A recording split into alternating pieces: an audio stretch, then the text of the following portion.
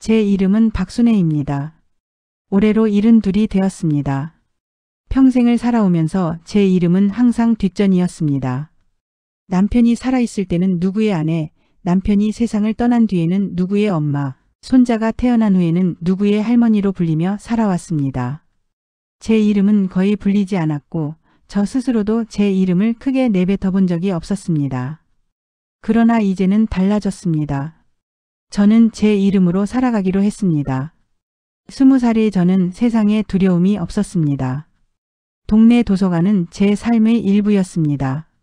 새 책이 들어오면 반듯하게 꽂힌 책에서 잉크 냄새가 풍겨왔고 낡은 책은 누군가의 손길을 오래 품은 듯 묘한 온기가 있었습니다. 그곳에서 남편을 처음 만났습니다. 그는 늘 책을 끼고 다니던 사람이었고 문학과 시를 이야기할 때면 눈빛이 환해졌습니다. 도서관에서 책장을 함께 정리하던 어느 여름날 더운 바람이 창문 틈으로 들어와 책장을 흔들었고 우리는 싸구려 아이스크림 하나를 나눠 먹었습니다. 두 손에 묻은 아이스크림이 녹아내리는 순간에도 우리는 서로의 웃음을 놓치지 않았습니다. 그 기억은 제 인생의 봄날이었습니다. 결혼은 검소했지만 따뜻했습니다. 좁은 방 하나에 낡은 책상과 작은 옷장이 전부였지만 우리는 눈빛 하나로 세상을 견딜 수 있었습니다. 남편은 새벽마다 저보다 먼저 일어나 시장에 다녀왔습니다. 비린내가 나는 생선, 땅에서 막 올라온 흙 묻은 채소를 들고 와서 제 손에 건네주곤 했습니다. 저는 그가 좋아하는 된장국을 끓였고 그 향은 좁은 방 가득히 퍼졌습니다. 우리는 가진 것이 적었지만 그 안에는 서로를 향한 정성과 믿음이 있었습니다. 그러나 행복은 오래 머물지 않았습니다. 남편은 새로운 출발을 위해 작은 공장을 차렸지만 믿었던 친구에게 사기를 당했습니다. 서류 한 장, 달콤한 말 몇 마디에 모든 것이 무너졌습니다. 빚만 남은 현실은 잔인했습니다. 남편은 충격과 과로로 쓰러졌습니다. 병원 침대에 누운 그는 끝내 몇 해를 버티지 못하고 세상을 떠났습니다. 제 곁에는 어린 딸, 겨우 7살의 미정이만 남았습니다. 눈물은 멈추지 않았지만 절망에 무릎 꿇을 수는 없었습니다. 아이를 키워야 했고 우리 둘이 이 세상에서 살아남아야 했습니다. 저는 도서관 사서로 일했습니다. 책 냄새에 의지해 하루를 버텼습니다. 책을 정리하고 먼지를 털어내고 아이들에게 동화를 읽어주는 일이 제 삶의 버팀목이었습니다. 손에 닿는 책마다 제 삶의 무게가 묻어나는 듯 했습니다. 그렇게 모은 돈으로 작은 집을 마련했습니다. 남편은 새로운 집에서 2년을 버티지 못하고 하늘나라로 가버렸습니다. 그 집은 제 인생의 증거이자 자존심이었습니다. 세월이 흘러 딸 미정은 결혼을 했습니다. 미정이와 사위는 원룸에서 결혼 생활을 시작했습니다. 그러다가 손자 민우가 생겼고 아이를 아파트에서 키우고 싶다며 저희 집에 들어오기로 했습니다. 사위 철수와 손자 민우가 함께 들어오면서 오랫동안 고요했던 집은 다시 웃음소리로 가득 찼습니다. 집안 구석구석이 살아 움직이는 듯했고 매일 아침 들려오는 발자국 소리와 아이의 웃음은 제게 새로운 활력을 주었습니다. 민우는 어린 시절부터 유난히 웃음이 많았습니다. 작은 장난에도 까르르 웃었고 제 품에 안겨 얼굴을 파묻을 때면 세상 어떤 근심도 사라지는 듯 했습니다. 그의 해맑은 웃음은 제 인생의 보상이었습니다. 저녁이면 민우가 제 무릎에 앉아 책을 읽어달라며 조르는 소리가 들렸고 저는 피곤함도 잊고 목소리를 높여 동화책을 읽어주었습니다. 저는 다시금 살림의 기쁨을 느꼈습니다. 아침마다 도시락을 싸고 빨래를 널고 반찬을 만드는 일이 단순하지만 의미 있는 하루의 일부가 되었습니다. 여름이면 베란다에 아이 옷을 꺼내 놓아 햇살을 받게 했고 가을이면 고추를 따서 말리며 손자에게 매운내가 얼마나 강한지 알려주곤 했습니다. 민우는 제 옆에 붙어 다니며 뭐든 따라 해보려 했습니다. 민우가 감기에 걸렸던 어느 겨울밤 저는 밤새 그의 이마를 짚으며 등을 쓸어주었습니다. 새벽에 찬 공기를 막으려 창문을 꼭 닫고 전기장판을 켜놓은 채 괜찮아 곧 나을 거야 라는 마음으로 기도했습니다. 아이가 숨을 고르게 내쉴 때마다 제 마음도 안도했습니다. 그 모든 순간은 제게 다시 살아있다는 감각을 안겨주었습니다. 그러나 행복의 무게는 오래 지속되지 않았습니다. 시간이 흐르면서 집안의 공기는 조금씩 변했습니다.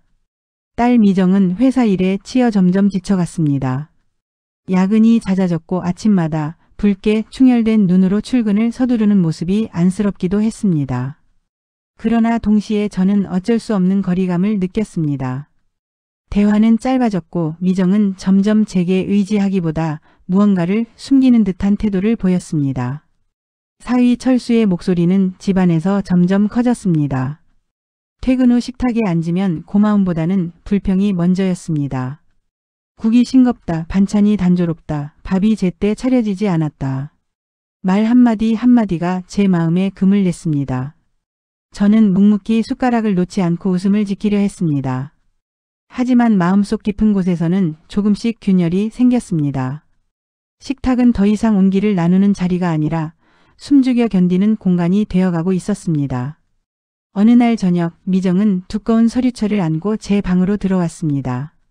얼굴은 긴장으로 굳어 있었지만 눈빛에는 결연한 기운이 감돌았습니다.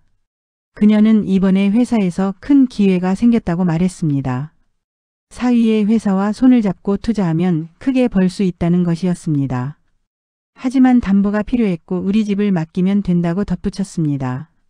잠시 후 철수가 따라 들어왔습니다. 손에는 볼펜이 들려 있었고 태도는 부드러웠으나 말투는 설득을 넘어 압박에 가까웠습니다. 요즘 다 그렇게 한다. 이율도 낮고 위험도 없으며 금방 갚을 수 있다는 말이 이어졌습니다. 그는 제게 이름만 빌려주면 된다고 했습니다. 저는 서류철을 조용히 내려놓으며 대답했습니다. 이 집은 내 전부라고. 남편이 떠난 뒤 아이를 키우며 온갖 일을 하며 모은 돈으로 마련한 집이라고. 그 집을 담보로 잡는 일은 두려운 선택이라고. 순간 방 안의 공기는 무겁게 내려앉았습니다. 미정은 입술을 꼭 깨물며 아무 말도 하지 못했고 철수는 눈을 피하며 서류철을 움켜쥐었습니다. 그의 눈빛에는 실망과 불만이 섞여 있었습니다. 방 안의 고인 침묵은 쉽게 깨지지 않았습니다. 그날 이후 집안의 분위기는 확연히 달라졌습니다. 마치 보이지 않는 균열이 벽을 타고 퍼져나가듯 가족들 사이의 대화는 줄어들고 서로의 시선은 점점 차가워졌습니다. 식탁에서 들리던 숟가락 소리는 여전히 존재했지만 그 소리는 이제 공허하게 울려 퍼질 뿐이었습니다. 밤마다 저는 깊은 생각에 잠겼습니다. 딸을 위한 길이 무엇인지, 지켜야 할 것이 무엇인지 갈등했습니다. 이 집은 제게 단순한 주거 공간이 아니었습니다. 남편과 함께한 짧은 결혼 생활, 홀로 아이를 키우며 흘린 눈물, 도서관에서 일하며 모은 작은 월급 모든 세월의 증거가 녹아있는 곳이었습니다. 그 집을 잃는 것은 제 삶을 잃는 것과 같았습니다. 그러나 미정과 철수의 눈빛은 점점 더 다급해지고 있었습니다. 그들의 무게가 제 어깨를 짓눌렀습니다. 그날 이후 집안은 길고 깊은 침묵 속으로 빠져들었습니다. 며칠 동안 담보대출 문제는 집안을 무겁게 짓눌렀습니다. 아침이면 다 같이 식탁에 앉아도 대화는 거의 없었습니다. 숟가락이 그릇에 부딪히는 소리와 국물이 젓가락 사이로 흘러내리는 소리만 크게 들릴 뿐이었습니다. 예전에는 민우가 떠드는 소리에 웃음이 번지던 자리였지만 이제는 아이조차 분위기를 살피며 조용히 밥만 먹었습니다. 미정은 점점 신경질적으로 변했습니다. 퇴근하고 돌아오면 피곤에 찌든 얼굴로 현관문을 열었고 저를 보는 눈빛은 예전만큼 따뜻하지 않았습니다. 그녀는 회사 이야기를 거의 꺼내지 않았고 대신 짧은 한숨과 불만이 늘었습니다. 가끔은 제 앞에 앉아 멍하니 밥을 먹다가 젓가락을 놓고 말없이 방으로 들어가곤 했습니다. 그런 뒷모습을 볼 때마다 제 마음속에는 설명할 수 없는 거리감이 쌓였습니다. 사위 철수의 태도는 더욱 노골적이었습니다. 저녁 식사 자리에서 그는 어머니, 세상 돌아가는 걸 조금 아셔야 합니다. 라고 넌지시 저를 떠보았습니다. 그의 말투는 공손했지만 그 안에는 비난과 조급함이 스며 있었습니다. 저는 대꾸하지 않고 묵묵히 국을 떠서 식탁에 올렸습니다. 그러나 속으로는 깊은 상처가 남았습니다. 밤마다 방에 혼자 앉으면 생각이 꼬리를 물었습니다. 내가 정말 고집만 부리는 노인일까? 내가 가족의 앞길을 막고 있는 걸까? 평생을 희생하며 살아왔는데 이제는 불필요한 존재가 되어버린 걸까? 그런 의문이 가슴을 짓눌렀습니다. 민우만이 유일하게 제 곁에 와 앉아 이야기를 걸었습니다. 숙제를 하다 모르는 것이 있으면 제 방으로 와서 조용히 묻곤 했습니다. 아이의 작은 손이 제 손을 잡을 때면 그래도 나는 아직 누군가에게 필요하다는 감각이 되살아났습니다. 하지만 방문이 닫히고 아이의 발자국 소리가 멀어지면 다시 어둠 속에서 불안히 고개를 들었습니다. 그 시절의 집안은 마치 얇은 얼음판 위에 세워진 집 같았습니다. 겉으로는 여전히 같은 식탁, 같은 생활이 이어졌지만 언제 깨질지 모르는 불안정한 긴장이 흐르고 있었습니다. 결정적인 날은 한겨울 저녁 식사 자리에서 찾아왔습니다. 바람이 거세게 불어 창문이 덜컥거렸고 찬 기운이 틈 사이로 스며들었습니다. 저는 뜨끈한 소고기국을 끓여 식탁에 올렸습니다. 조금이나마 따뜻한 기운을 나누고 싶었기 때문입니다. 그러나 식사는 무겁게 흘러갔습니다. 모두 말없이 숟가락질만 했습니다. 그러던 중 철수가 무심하게 내뱉었습니다. 어머니 요즘 어르신들끼리 모여 사시는 곳도 있다고 들었어요. 그 순간 제 손에서 숟가락이 떨어지며 그릇에 부딪혔습니다. 짧은 소리였지만 제 가슴 속에서는 천둥처럼 울렸습니다. 순간의 침묵 뒤에 미정이 입을 열었습니다. 그녀는 철수의 말을 바로잡으려는 듯 했지만 동시에 본심을 드러내기도 했습니다. 요즘 시설은 괜찮다. 엄마도 이제 편히 계셔야 하지 않겠냐는 말이었습니다. 그녀의 목소리는 조심스러웠지만 제게는 칼날처럼 다가왔습니다. 편히 계신다는 말은 곧 집과 가족의 자리에서 밀려나야 한다는 뜻처럼 들렸습니다. 그 순간 제 삶의 장면들이 눈앞을 스쳐 지나갔습니다. 남편과 함께하던 짧은 결혼 시절, 남편이 세상을 떠난 뒤 홀로 아이를 키우며 버텼던 세월, 도서관에서 책을 정리하며 손끝에 쌓이던 먼지, 새벽마다 도시락을 싸던 순간들. 그 모든 노고와 기억이 이 집 안에 배어 있었는데 이제는 한순간에 정리해야 할 짐으로 취급되는 듯 했습니다.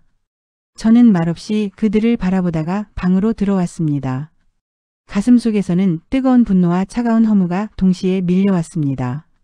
내가 짐이 되었구나. 그날 밤은 쉽게 잠들 수 없었습니다. 바람 소리가 창문을 때릴 때마다 눈물이 흘러내렸습니다. 그날 밤 방 안은 적막했습니다. 식탁에서 들었던 말이 여전히 귓가를 맴돌았습니다. 요양원 정리 숨통. 내 존재가 짐처럼 여겨진다는 사실은 아무리 외면하려 해도 마음 깊숙이 파고들었습니다. 전등 불빛은 희미하게 흔들렸고 방 안 공기는 무겁게 내려앉아 있었습니다. 그때 문틈으로 작은 봉투 하나가 밀려 들어왔습니다. 흰 봉투 위에는 삐뚤빼뚤한 글씨로 할머니라고 쓰여 있었습니다. 순간 심장이 철렁 내려앉는 듯 했습니다. 손 떨리는 손끝으로 봉투를 열자 연필로 꾹꾹 눌러 쓴 글씨가 눈에 들어왔습니다. 할머니, 나 민우예요. 오늘 학교에서 가족을 그려보라는 숙제를 했는데 나는 할머니랑 있는 그림을 그렸어요. 할머니가 김치찌개 끓여주시고 내가 옆에서 밥 먹는 모습이요. 아빠랑 엄마는 맨날 바쁘고 화도 내지만 할머니는 언제나 내 옆에 있어줬잖아요. 내가 크면 할머니 집 고쳐주고 할머니가 좋아하는 고추밭도 만들어줄게요. 그러니까 아프지 말고 항상 행복해요. 짧은 문장이었지만 글자마다 아이의 숨결이 묻어났습니다. 연필 자국이 종이를 파고들 만큼 깊게 눌러져 있었고 삐뚤빼뚤한 글씨 속에 어린 진심이 고스란히 담겨 있었습니다. 저는 편지를 가슴에 끌어안았습니다. 그 순간 오래 참아왔던 눈물이 터져 나왔습니다. 어른들의 말 속에서는 내가 짐이었지만 아이의 마음 속에서는 여전히 가장 소중한 존재였습니다. 그 깨달음은 한동안 잊고 지냈던 제 존재의 의미를 다시 떠올리게 했습니다. 나로 살라고 하는 것 같았습니다. 밤새 불을 끄지 못한 채 편지를 쥐고 앉아 있었습니다. 창밖에서는 겨울바람이 거세게 불었지만 제 품 안은 따뜻했습니다. 손자의 작은 목소리가 귀에 울리는 듯했고 오랫동안 닫혀있던 마음의 문이 조금은 열리는 느낌이 들었습니다. 며칠 뒤 저는 결심을 굳혔습니다. 더 이상 이 집에 머무르며 짐처럼 취급받고 싶지 않았습니다.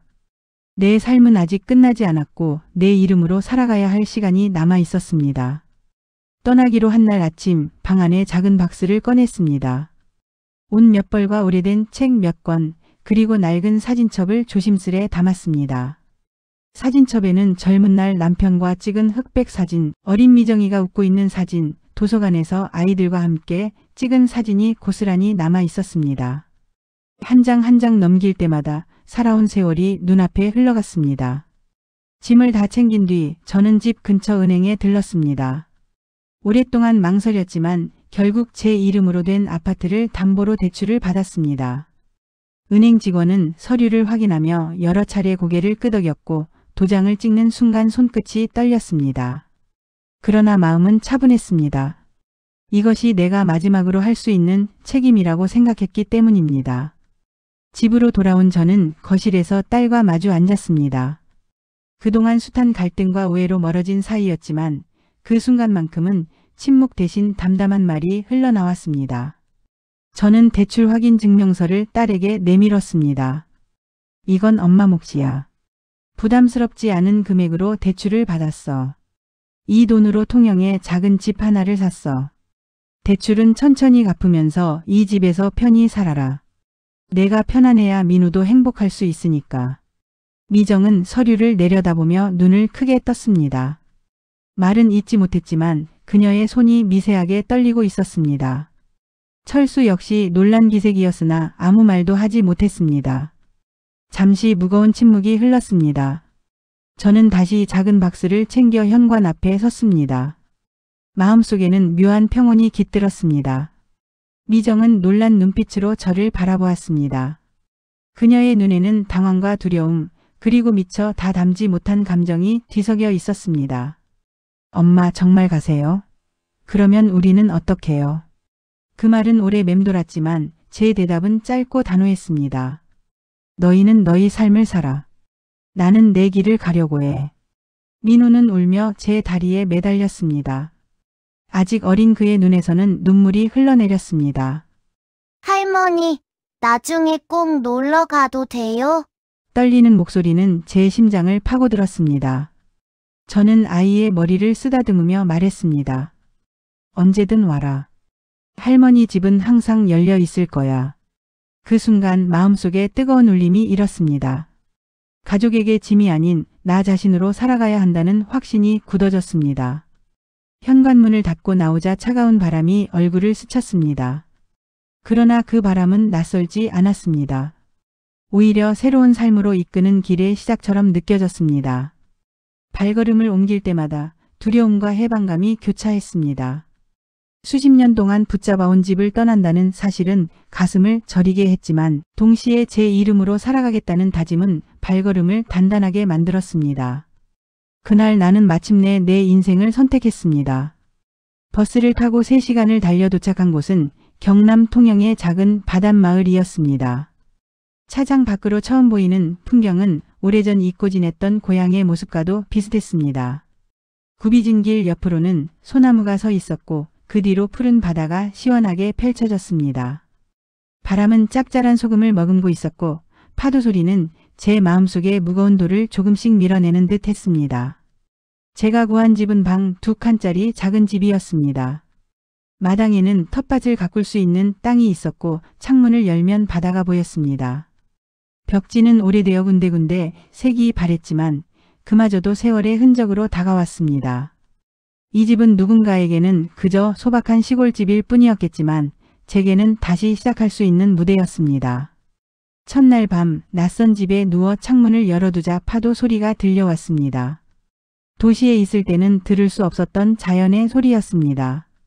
물결이 바위에 부딪히며 내는 리듬은 마치 오래된 자장가 같았습니다. 한참을 눈을 감고 그 소리에 귀를 기울이다 보니 오랫동안 제 마음을 짓누르던 긴장이 풀리며 서서히 잠이 들 수 있었습니다. 다음날 아침 마을 사람 몇 명이 찾아왔습니다. 누군가는 새로 이사온 사람이냐고 묻고 누군가는 방금 딴 사과 몇 개를 내 손에 쥐어주었습니다. 그들의 얼굴은 바다 햇살에 그을려 있었지만 미소는 따뜻했습니다. 여기 공기도 좋고 사람들도 좋아요. 그들의 말은 형식적인 인사가 아니었습니다. 진심이 묻어나는 환영이었고 그 따뜻함에 제 마음도 금세 풀렸습니다. 저는 미소를 지으며 제 이름을 또렷하게 말했습니다. 네, 저는 박순애입니다. 그 순간 오랫동안 뒷전으로 밀려있던 제 이름이 바닷바람에 실려 퍼져나가는 듯 했습니다. 그저 할머니, 엄마, 아내로 불리던 시간에서 벗어나 이제는 제 이름으로 다시 서 있다는 사실이 뿌듯했습니다. 통영에서의 생활은 단순했지만 충만했습니다. 아침이면 마당의 작은 텃밭에 나가 흙을 고르고 씨앗을 심었습니다. 상추와 고추, 마늘 몇 쪽을 심어두고 물을 주는 일은 하루를 시작하는 의식처럼 여겨졌습니다. 땀이 이마에 맺히면 바닷바람이 스쳐 지나가며 시원하게 식혀주었습니다. 마을 공방에서는 책을 만드는 일을 도왔습니다.